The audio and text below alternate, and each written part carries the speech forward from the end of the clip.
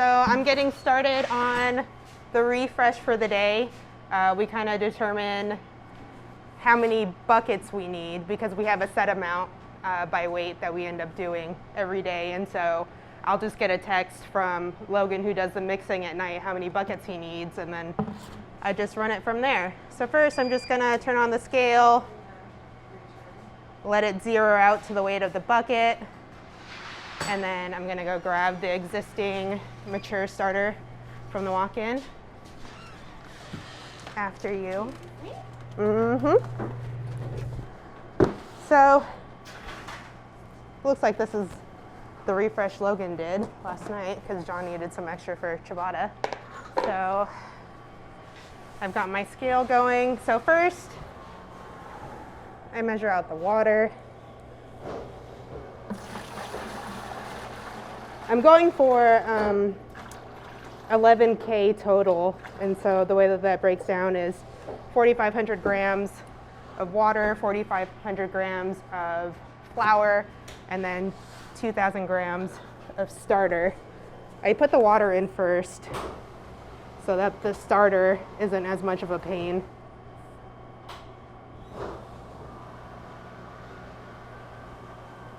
And I don't have as much finesse with this as John does, but I've been doing it. It's been part of my everyday routine, so the buckets get a little less messier every time I do it.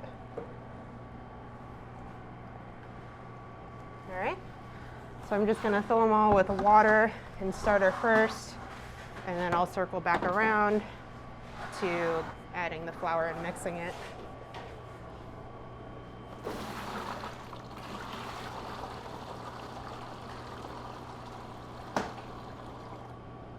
And since this is just something that I've got to fit into my daily routine, and my routine changes a little bit as far as timing goes day to day, I kind of just modify the temperature of the water to be a little warmer or a little cooler within the acceptable range so that no matter what time I get to it, it'll have time to catch up and it'll be mature by the time Logan comes in for the night. I've noticed I've definitely gotten to the point where my hands don't stick to the starter as much, which is nice. I've also found when you're adding the starter to a little bit of warm water, it helps the hand mixing process that comes after if it's had a little bit more time to become pliable.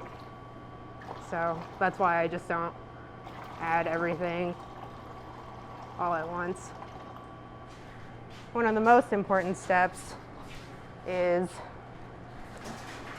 not letting this sit for too long, because dried starter is like cement and is a pain to clean up. So I just, before I get too engrossed in the next step in hand mixing, I just want to take care of this so I don't have to worry about it. After spending so much of my day in the hot oven room, I definitely jumped at the chance to get a break from the heat and come in here and mix the starter every day. I'll consider that good enough.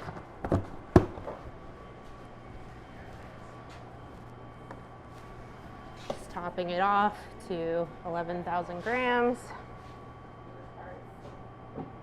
Give or take a little bit. They don't have to be exactly precise, especially at this high of a volume. We have a few different kinds of flours that we use for different purposes. Some of the flours are to make the bread softer. Some of them we need the higher protein content to create a lot of tension, a lot of structure. For this, we're just using, a pretty standard bread flour. I don't know, I feel like most bakers are never truly satisfied. They're always trying to fix problems or create new problems to fix. All right. Now here comes the fun part.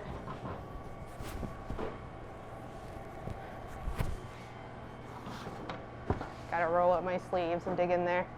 So, let me turn the scale off. First, I'm just kind of taking the top layer of flour and pushing it down. And as I'm pushing it down, I'm just kind of squeezing it with my hands, really trying to identify big clumps of flour and mashing them up. Because if you have a big chunk of flour and it just gets wet on the inside, it'll still be a big clump of flour on the inside, and it'll just create more problems down the line. You can't really remove that once they're in there. Making sure I'm scooping down at the very bottom edges of the bucket. That tends to be where any remnants of flour might be forgotten about. So I'll just kind of go around the perimeter and make sure I've broken everything up. I've been spending a lot of my time the last few months solely in the baking room. It's been really nice to, whenever I have time, to get on the table. I really enjoy all the process of bread making.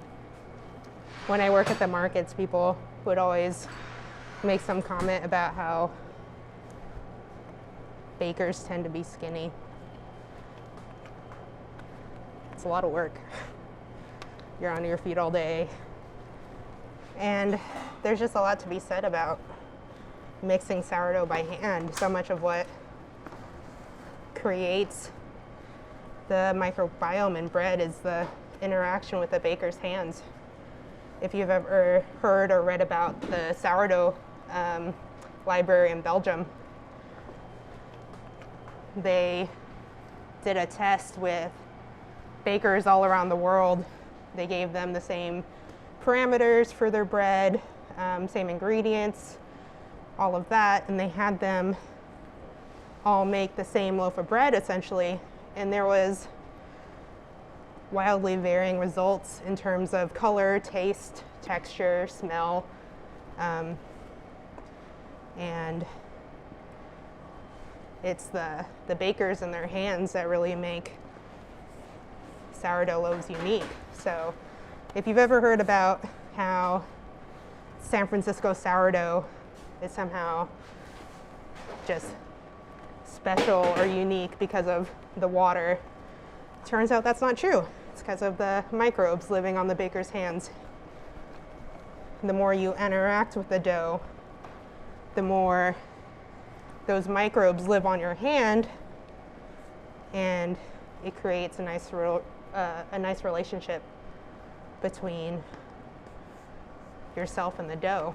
In addition to, whatever wild yeasts are in the air and in the environment end up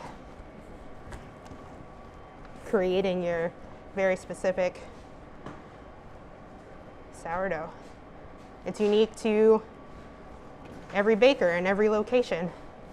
We have different things growing around here in Arizona than back home where I lived in Colorado. I think that's part of the fun. I think it kind of feeds into that childlike nature in everybody, kind of playing around in the mud. Like, look at that. I don't know how you can be a baker and not find that enjoyable. Sourdough, even though I was a pretty avid baker before I started here, sourdough always intimidated me. So I really just, I had the foundational knowledge of basic bread making, but didn't really learn about sourdough until I started here. So certainly not even bread scoring or decorative bread scoring or anything that goes along with it. Yeah, see, at one point this used to hurt. I barely even feel it anymore. Same goes to heat sensitivity in my fingertips. And I think it was Amanda, or maybe it was someone else, I don't know, who referred to these burn marks as baker's tattoos. I'm just glad I haven't burned any of my actual tattoos yet. That would be tragic, but maybe fitting. It would fit with my aesthetic, maybe. I'll just scrape down the sides to avoid any kind of dried bits of starter up the side of the bucket. Because like I said before, they're a total pain to wash out. And then I'll mark a line right at the top with the time, the date, the amount, and my initials. I've never had a good sense of time. I'm especially bad with dates, which is funny because when I went to school, I was a history major, and it turns out you can't just know what happened, you have to know when it happened. So luckily our clock up on the wall has the date. And so I start out with the ratio.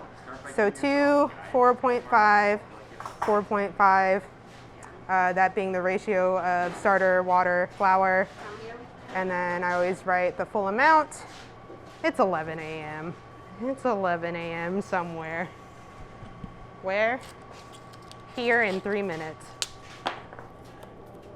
And then I put the top of the tape. If we're getting to the part of the day where we're wrapping up and we're ready to go, and we can see that it's not going to be ready in 2 hours or however long it's going to be until Logan gets here, we can throw it in the proofer and it'll catch up by the time he gets here. I think that's what we did yesterday. It's not ideal.